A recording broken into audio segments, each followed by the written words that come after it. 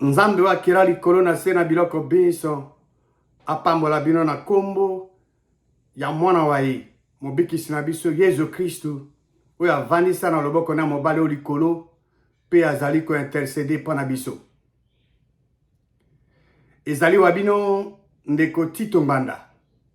Boye bolamu na émission Que dit la parole de Dieu. Lelo tokoyanola na mutu na moi. Nani olingi okumisa? Nzambe ya solo to nzambe ya lokuta? Nani olingi kokumisa? Nzambe ya solo to nzambe ya lokuta? Na mokilo tozali na bato oyo bazali kokumisa nzambe ya solo pe basusu bazo kokumisa nzambe ya mabe ya lokuta. Nzambe oyo akela likolo na se na biloko biso tata Yesu Kristu aloba na kati ya liloba ya ye na Exode chapitre 20 na verset 3. Tu n'auras pas d'autre Dieu devant ma face. Nzambe ya solo alingi teke batia banzambe mosu liboso na ye. Mais nzambe azoko s'adresser na yo abi tu elingi oloba yo personnellement. Nzambe mokili azali nzambe ya ba personnel individuel alobi na yo kotia banzambe mosusu liboso na ye te. Tango tokokende na kati ya liloba tokomona ete nzambe oyo ase babengi ye Zabulu, Satan akendeke komeka to kotente mwana nzambe Jésus Christ. Ake komeka ye ake osenga eloko nini?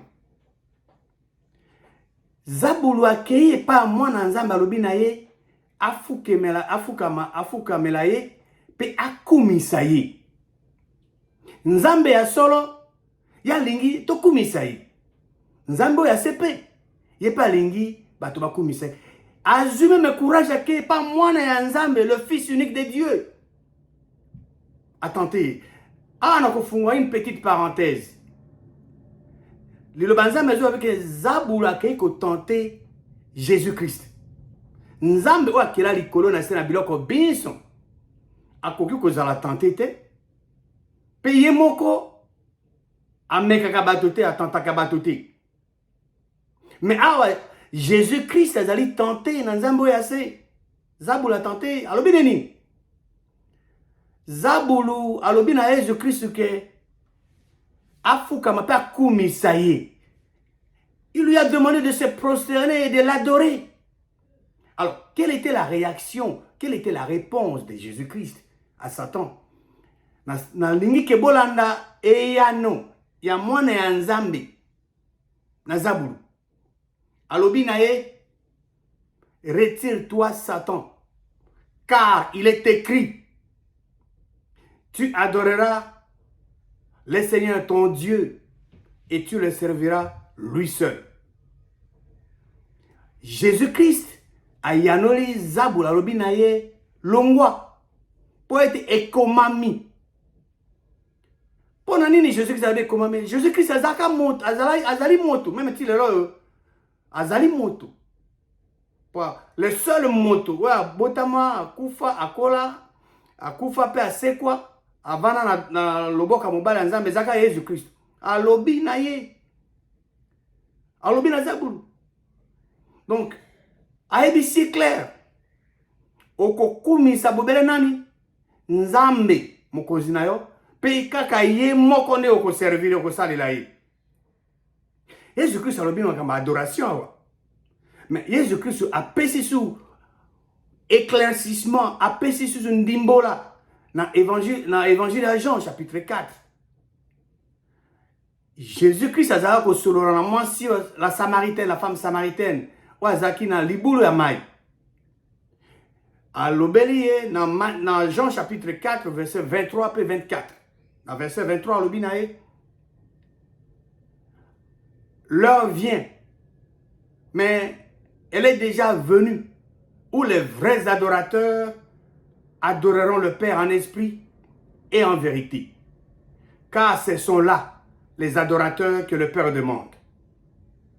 Jésus-Christ a dit, moi si on a la femme samaritaine que Ngonga est commis, et je appelle c'est commis déjà. Oyo, ba vrai adorateur. Bako kumisa nzambe na elimu pe na bosolo.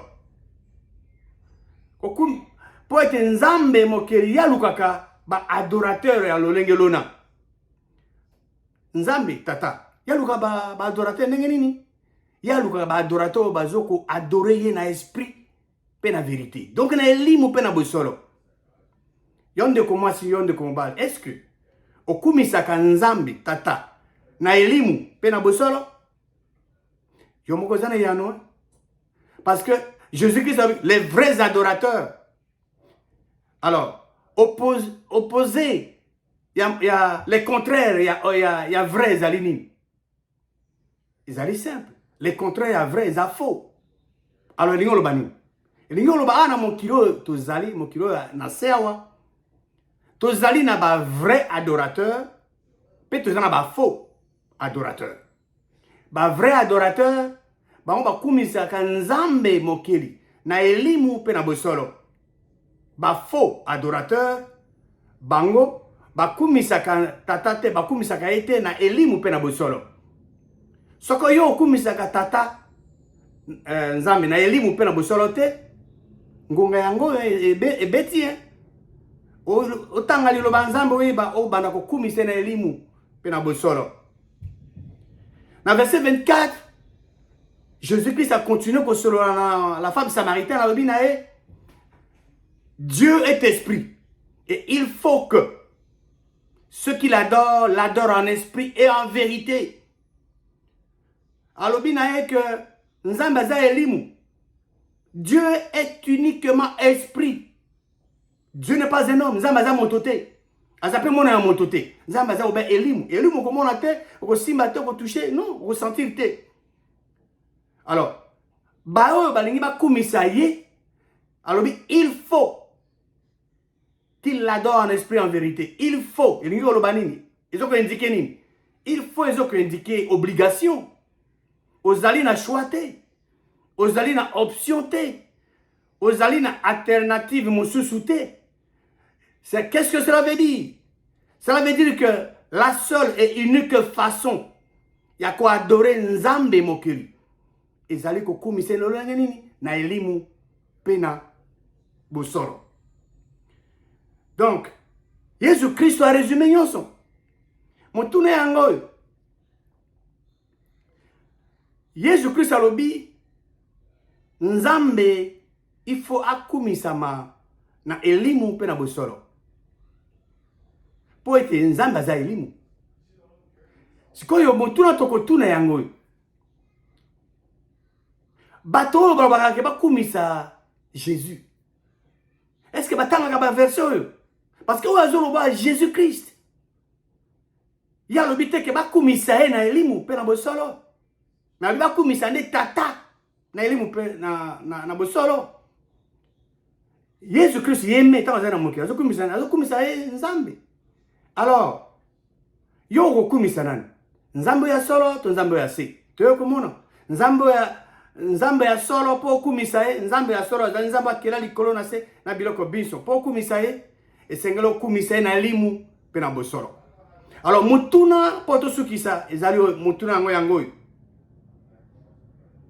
Ndenge nini moto akoye ko kumisa Nzambe mokili na elimu pe na bosolo.